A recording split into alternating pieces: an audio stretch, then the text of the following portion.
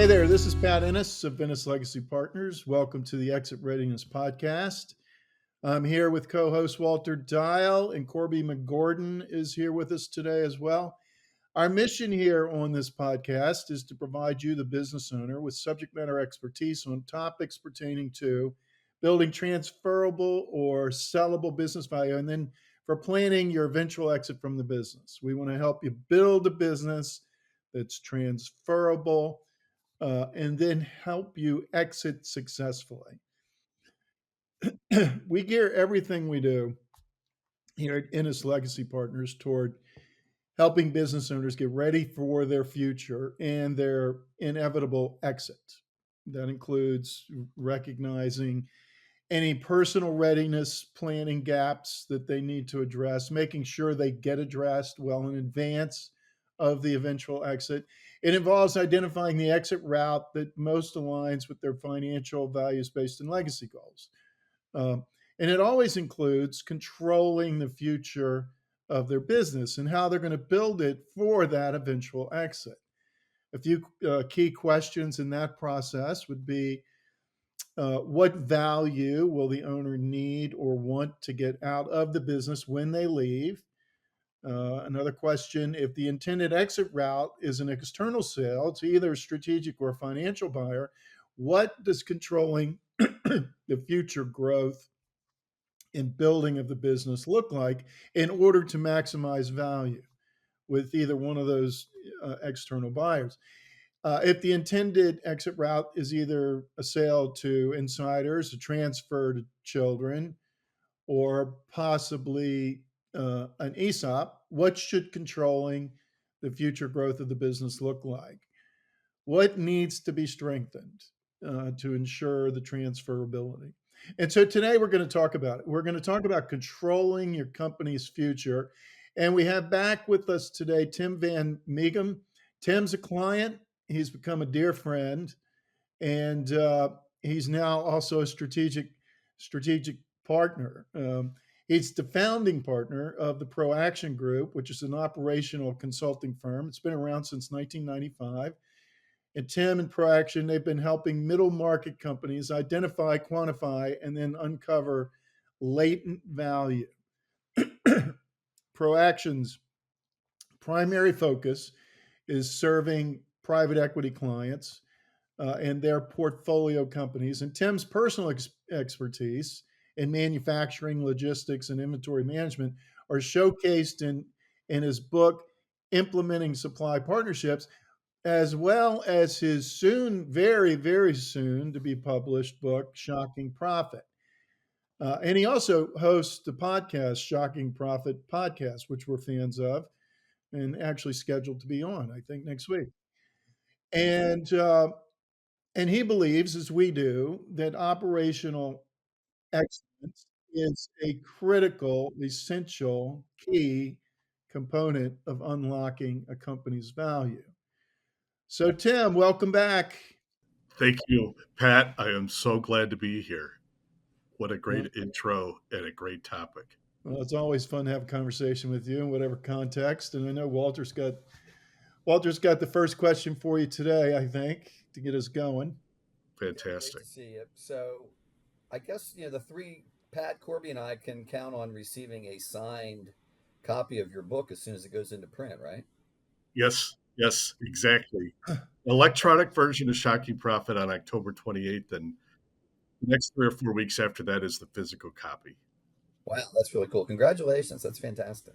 Thank you. We'll So have a let me ask cigar and a bourbon too. We'll have a cigar and a bourbon in your honor to celebrate. How about in my presence? I would like to be there for that.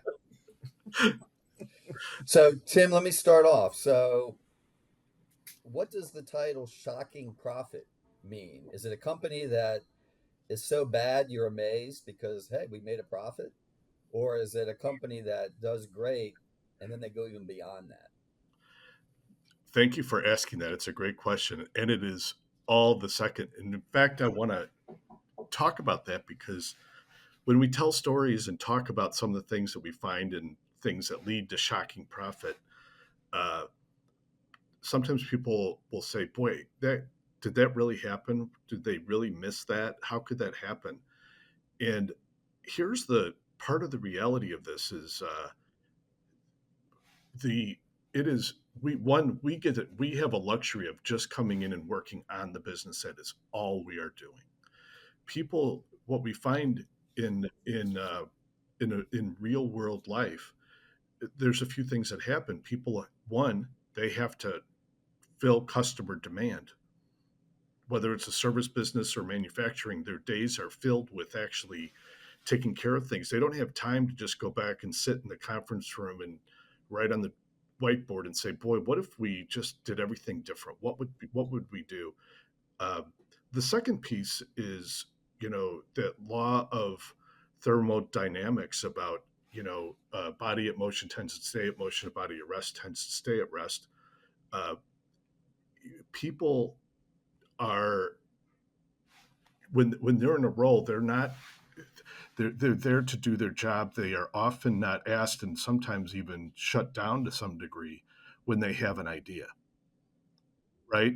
And so you get used to, hey, I've got to stay in my lane. I got to do my job. There's so many reasons why there's that inertia that prevents the company from understanding it and and and then exploring the value that's there in a big part of it. And this is part of the shocking profit piece, is it's also not obvious.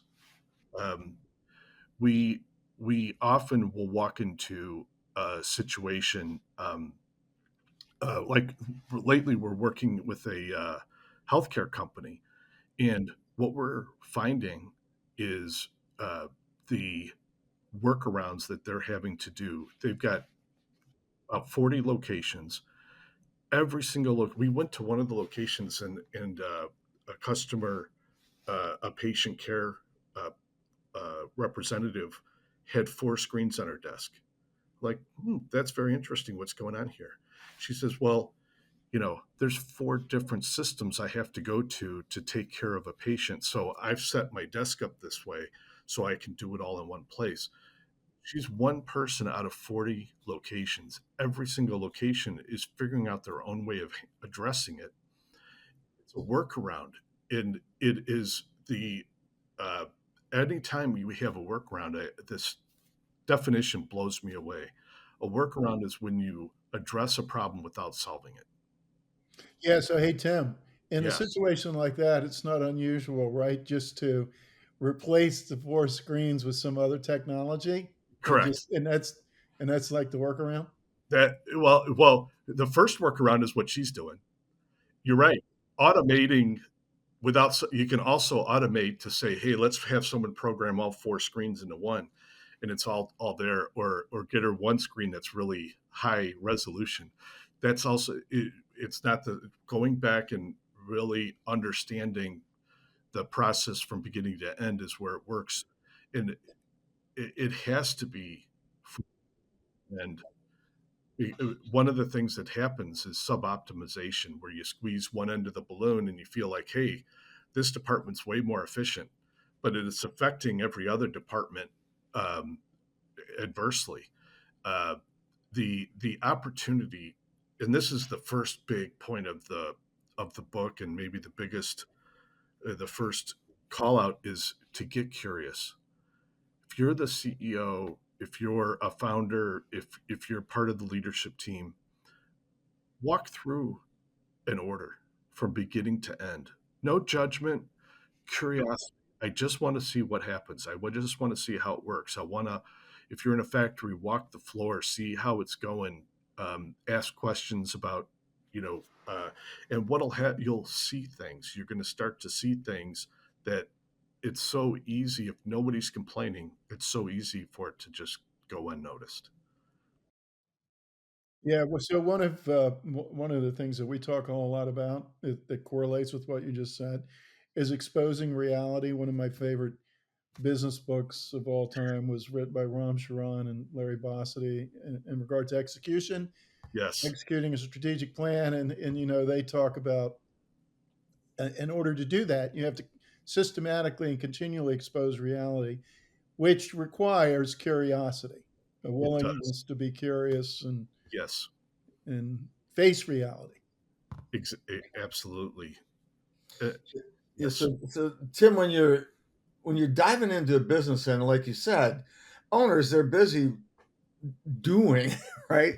Um, are there specific areas where you just begin the conversation to start to actually get traction on not just identifying but making change, because it's another thing to do, right? yes. So our approach is to start by digging for pain. And what symptom is happening today that is on your mind? And the reason we do that, and I don't mean to be, I'll give you an actual answer to your question about places to look, but from a process standpoint, it's to find something that's painful today, and not to solve that symptom or soothe it or relieve it and react, but using it. This is the big idea here, is to use it as an excuse to develop your team in problem solving, in leadership development. It's exactly what you talked about, Pat, with that book Execution. It starts with curiosity. And if you find an area, so for example, if you're like a lot of companies today, the lead times are growing. We've got good demand, it's coming in, but we have a couple clients that do design work. They'll make cabinets as an example, or furniture or equipment. And boy, they used to be able to do it in 8 weeks from the time they take the order till delivery of a design customized systems. Now it's 17. That's pain. Or our on-time delivery is 60%. Or we have turnover. We're losing 30% of our people every year. We can't keep them. Uh, Quality issues, safety issues, or we should be a, 15%, you know, net income margin or EBITDA margin, and we're doing 10. That's pain. Uh, so if you start there, and then that is that's the hook to get them committed to doing something different than what they're doing today. Just having that conversation about, and curiosity about, without judgment, where you can say, you know, like, if your on time delivery is 50%, it's not the shipping department's fault. And we actually don't care whose fault it is. We just want to understand why it's happening, where it is, and walking through. What we do is walk through the whole system. How does it start? What's the demand signal? How do you find out somebody wants something? How does it turn into an order? How does it get flow through the system? And when you walk, it's amazing what you learn by actually going to where the work's done. What happens? Yeah. So, in controlling the future of the business, the company, curiosity, you would say, and we would agree, and we might term it as exposed reality, same thing, Yeah, yeah, uh, is essential. absolutely. If you're going to control the future and do it the right way, and in a Yeah, way that's going to maximize value, sellability, transferability for eventual exit, maximize, you've got to be curious and you got to be yes, systematic about it. absolutely. Undiagnosed problems don't get solved. Tim, let me ask you something. So, we've been discussing internally, um, what AI means for professional service businesses, and two things. I mean, it's just amazing the amount of knowledge that you can get nowadays. We had a guest on a couple times ago talking about EOS, and there's fantastic books out there, websites, and everything. But I just want to get your input on this, because what you do is similar to what we do, and I see two shortfalls. One is every situation is different, and I think that goes to you walking the floor. You're going to see things that that Chat GPT is not going to see, because you're walking the floor and you're seeing the specifics of that business. And I think the second piece is, just by what you do and what we do, companies need an outside person to help, if nothing else, just to keep their feet to the fire, to keep moving forward, but also for encouragement and for guidance. So I think, I think it's a common thing in our society. We think the more knowledge we have, the greater we are and the more we can do, but that isn't always the case. And I think what you're discussing and exit planning, estate planning, there's lots of areas where information is not a replacement for the relationship that an outside consultant brings on. Yeah. And that's an ancient principle that keeps getting reproven, right? Education on its own doesn't accomplish, but it's also, and it's a great tool. You know, it's when I think about it as augmented intelligence instead of artificial, it's more helpful. And you're right. Like, to me, the combination of experience and that visceral, physical presence of seeing what's actually happening today, you can't do that modeling it in Excel or in ChatGPT. However, there are ways to leverage those tools and collecting your data, looking for patterns, uh, reducing the amount of time you spend documenting what you found.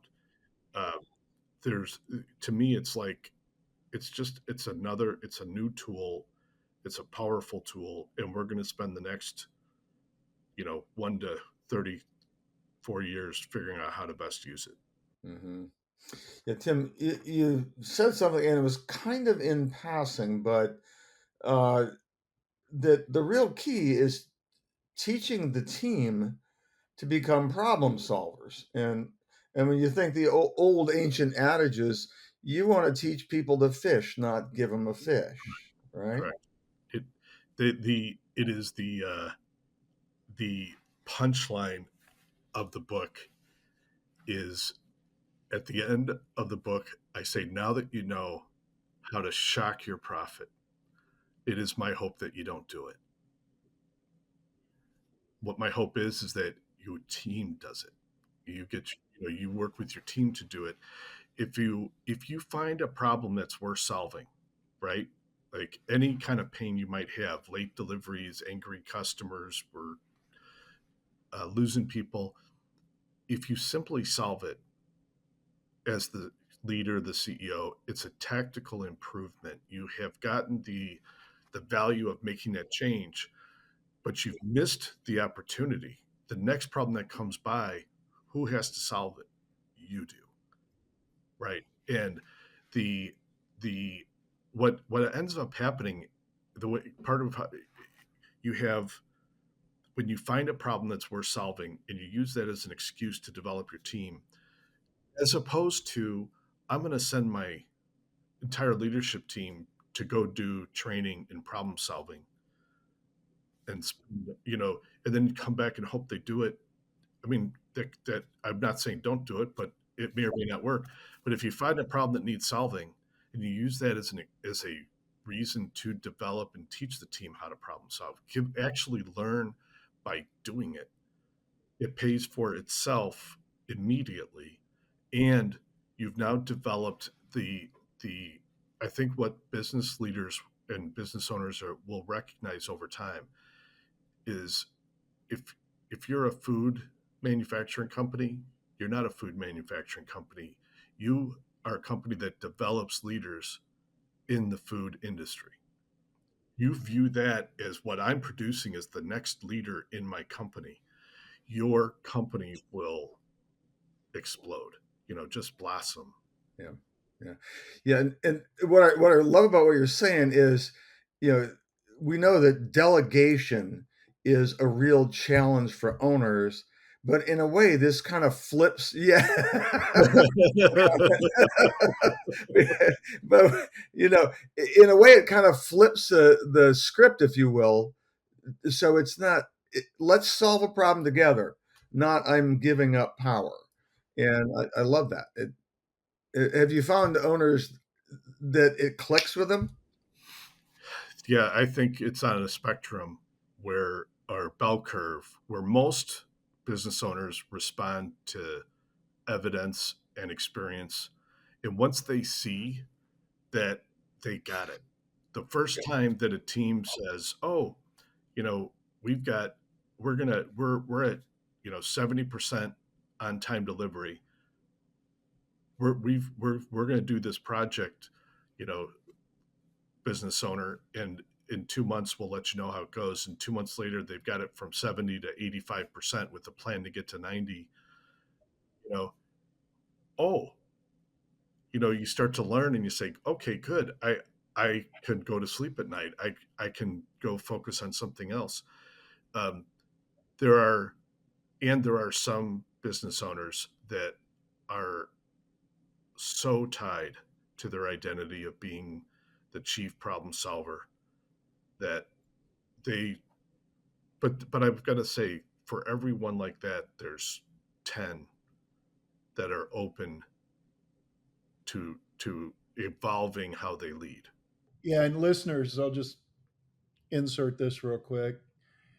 If this is all an issue for you, you're all at all aware of, contact us about our owner centricity quiz. We can take you through an exercise and help you to see where maybe you're still too central and where you need to decentralize and more delegate and take initiative in doing that. So, hey, Tim, okay, in controlling the future of the business, we've talked about curiosity and how it's essential, it's foundational. And then not just, and then as the leaders are curious, then that is going to be anchored down through the team. But if they're not, it's not. And it's important for that team to become curious in order to solve problems, expose reality, solve problems, and execute on a strategy. What other things come to mind in regard to controlling the future of the business that you consider to be foundational or essential? Yes. So the uh, I'm going to add one more piece to the curiosity part, and that is to recognize the need for people to be safe, to be curious, and not getting away from the blame culture. But that that's a huge foundation. The next piece, it might be related to curiosity, but it's to understand how the business makes money. And maybe I will tie it to this, is the workaround idea. Uh, it's so Even the most sophisticated companies that are on SAP, and uh, and we talk about this idea of workarounds, and at first they don't really budge on it, and then they say, okay, how many Excel spreadsheets do you use to run your company? And then they start laughing or smiling or turning red. And here the big problem. This is one of my favorite stories. Mike took over as CEO of this auto parts distributor. Uh, they had 120 some branches throughout the country. Each one had 13,000 SKUs. And when he got the role, he goes to one of the sites. I think this one was in Kentucky, and Joe was at the counter when you walked in, and Joe, he knew he was Joe because it was on his name badge, sewn on his shirt, and he introduced himself and said, I'm your new CEO, and gave him some background on what his plans were, and then he said, Joe, tell me, what can I do to help you? What do you need? And Joe thought about it. He goes, you know what I'd like? Walkie talkies. And Mike's like, okay, didn't expect that, but tell me why. And he goes, well, today, if a customer walks in and they say, I need this part, um, I look it up on the computer. And if I have a walkie talkie, instead of me having to leave the customer at the counter to walk back to see if it's actually there, I can just go, hey, Bob, check this. Do we have this in stock? And think about this, where what it screams is that they don't trust the system. And there's 15 different reasons why that could be true. But they're working around it today. Their workaround is they go in the back to see if it's actually there. They don't want to sell a customer something then not deliver it. They've got the best intentions. The people in the field are, if they're going to figure out how to serve the customer, come hell or high water, I'm going to serve that customer, even if I have to do crazy stuff to do it. Right? It shows the ingenuity and the dedication of our people in the field. It also shows that, think about this, they have 120 locations, they have 13,000 items in each one, and they're to every single order. Well, not every, but most orders require manual intervention to get it done.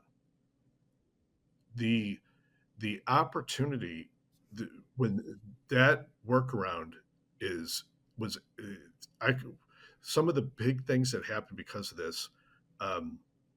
One, the ability to pick orders like went up by 40% by addressing these workarounds and having it.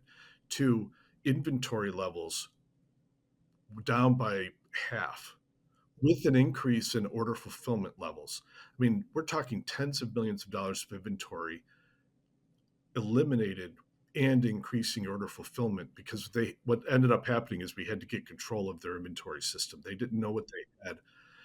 We also found that there was issues in 4 different branches where, guess what happens when somebody accidentally realizes you have no idea what you have in inventory, and you lose an item, carburetor, and then you realize nobody said anything. It's a blank checkbook. And there was a regular activity at 4 different locations where they were selling product out the back. It was a complete, and this is all fixing workarounds and saying, I'm going to set up the system to support how we actually serve the customer. And eliminating workarounds or minimizing them at the very least is a powerful place to start. Where are we doing something manual that we should be building into the system? Mm-hmm. Mm-hmm. Mm-hmm. Yeah. So what I hear you saying is, there is absolutely an internal efficiency element to this that could be massive. Oh, Speak to how does that actually make them look in terms of competitive landscape and differentiation? exactly. We started work with a company that manufactures fairly complex pieces of furniture that are unique for every client.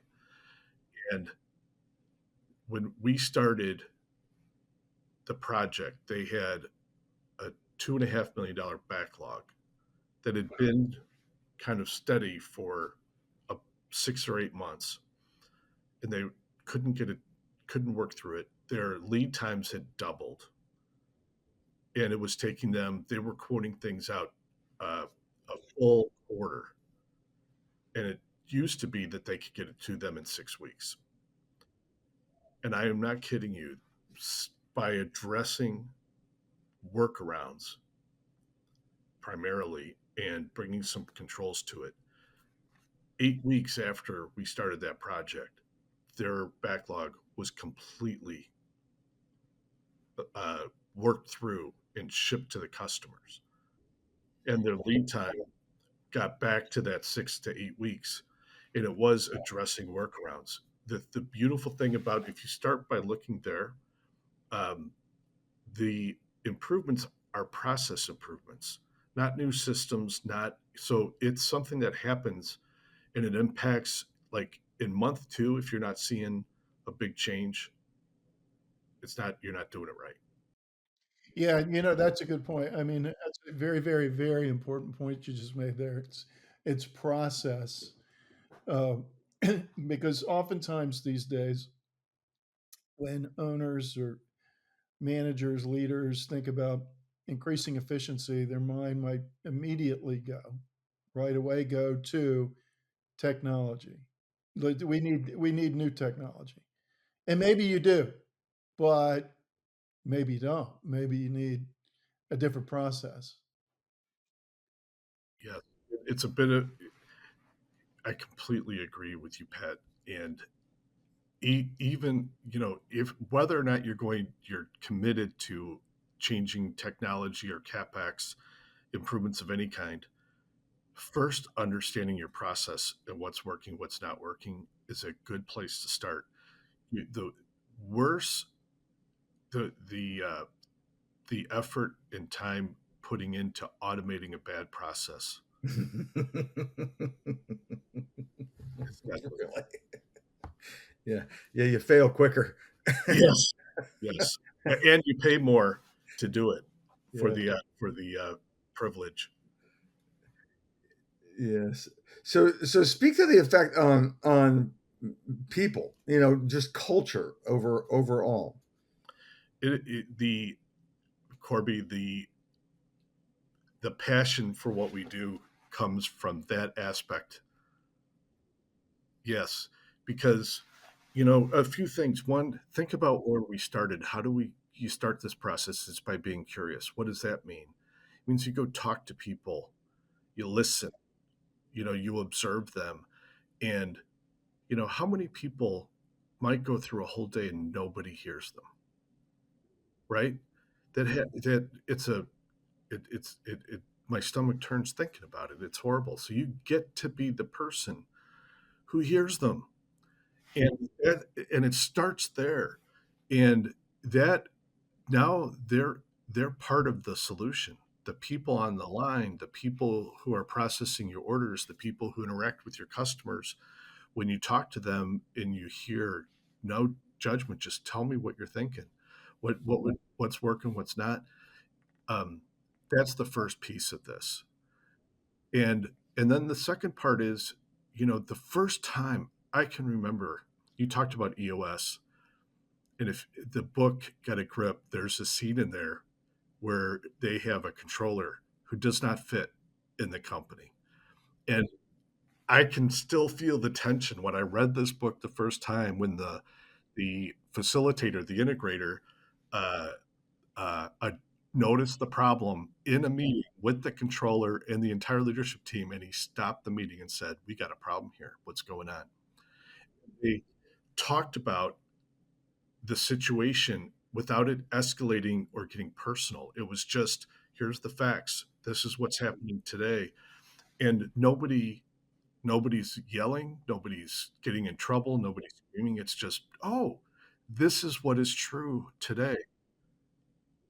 Now we can do something about it. So there's a sense of wonder, interest, curiosity, and not a sense of why, blaming, why is this happening? It's not a zero sum game. When we realize that and explore it in a problem solving situation, and then we talk about, once we got all the facts out, which by the way tends to drain the emotion, just list facts. We're not solving anything, we're not discussing it, we're just listing facts. By the time you get through that, it's mostly the emotions gone or greatly reduced. So it the and then they get to be part of actually implementing the solution. They learn how to problem solve. They learn it's okay to speak up and to notice things. They learn that it's okay to fail. And and and then after that first round of going through, you're going to find somebody who's naturally good at leading these kind of conversations. And it may be a line worker, it might be a maintenance person, it may be a supervisor, but it may not be. And then you get to say, we're going to do this again, and have them lead it, you know, and you find the diamond in the rough. You find where people fit in the organization. When you put them there, they fly, and the morale level, the impact on, you know, we have one guy who when we started the project, the CEO and I were talking about the impact it was going to have, and agreed that the most important thing that's going to happen is that the plant manager is going to get to go home and have dinner. So, Tim, hey, Tim, you mentioned a few minutes ago something in regard to know how your business makes money. And that reminded me of another book, Jim Collins, and The Good to Great, and he talks about your economic engine. And when you go into a business and you're finding operationally these inefficient workarounds, okay, there just seems to be a pattern of that. Is there also, do you find a correlation between that reality and how they are uh, financially planning and financially analyzing their business on an ongoing basis? Because it's a big piece of what Corby and Walter do with our clients is help them. And so, do you see a correlation between the two things? Absolutely. And it's, you mentioned we do a lot of work with business owners and with private equity firms. And it took, over the years, I kept asking the question, boy, why aren't they more aggressive pursuing operations? And I would ask those kind of questions. And in a couple times, they come back and basically say, we're not buying a company to improve operational efficiency. We're growing it to double, triple the size of the company. And it finally dawned on me that they're thinking about efficiency, not velocity. And this is where understanding your cost structure and how you make money really comes into play. That the real, the tactical short term impact is, hey, we can do the same work for less hours. It doesn't take as long as much effort. The That is nice, but it's small. It's the nickel, not the dollar. Dollar is, I can ship 30% more without adding equipment or people, or I can serve 30% more patients without adding shifts and more equipment. Uh, that is that is probably the biggest single opportunity that uh, most men. It's easy to not understand the impact of velocity. So intentionally looking at that and saying, what happens if I get 30% more revenue and I don't add overhead? I'm not going to add a new line. I'm not going to get a new CEO. We're not going to buy a new facility. And let's say we speed up the operation. If I'm going to grow 30%, I add 10% labor hours, and you model that. That's what I'm talking about. That is a huge part. And you're right. When they start modeling that way, the ahas start coming, and that Yeah. So in other words, they can, there's an investment element to this, right? Rather than investing in their infrastructure, they can invest in sales and marketing to expand, and the machine will support that expansion. exactly right. And the margin, this is where you go from a 17% gross, or EBITDA margin to 23%, 10% growth. Like, it's incredible. The One of the things we show, uh, it's in the book, and when we do classes, uh, we show a company that has, they grow 10%, they improve their efficiency or labor processes 10%, and they reduce scrap or renegotiate contracts on their cost of goods sold, their materials, by 10%. All three of those are modest things that you might not even tell your mom about. It's not that exciting, right? Uh, you put those three things together, it's routinely a 60 to 80% improvement in EBITDA. Yeah. Yeah. Yeah. No surprise. Three No. singles for a grand slam. Yeah. Yeah. And I find it fascinating that in the exit planning world, when we talk value drivers, let's face it, operations and process always winds up at the bottom of that list. And really what I hear you saying is it needs to be flipped around, where operations and process, one is actually the opportunity to build team, the opportunity to delegate, the opportunity to improve cash flow, and thus leveraging growth. And control the future of your company. Yes. Bringing it back Well around. done, Corey. That was a Oh, and, Yes. and I think the issue is, as a forecaster, it's like we know we can't control the future because so much is uncontrollable, but these things are all within your control. Therefore, no excuse to not do them. Right? Absolutely. Yeah. excellent summary, Corey, and good timing on that too. Tim, as we wrap up, any final words of wisdom on how listeners can control the future of their business with Yes. exit in mind, with value acceleration in mind? Anything else? This won't be a surprise, but the first piece is get curious. Mm-hmm. Get curious, just walk through, and that will start your journey. Excellent. Mm-hmm. Okay. Well, thanks again for joining us, coming back. Thanks again for being a client, for being a friend and a strategic partner. We're grateful for you and our relationship.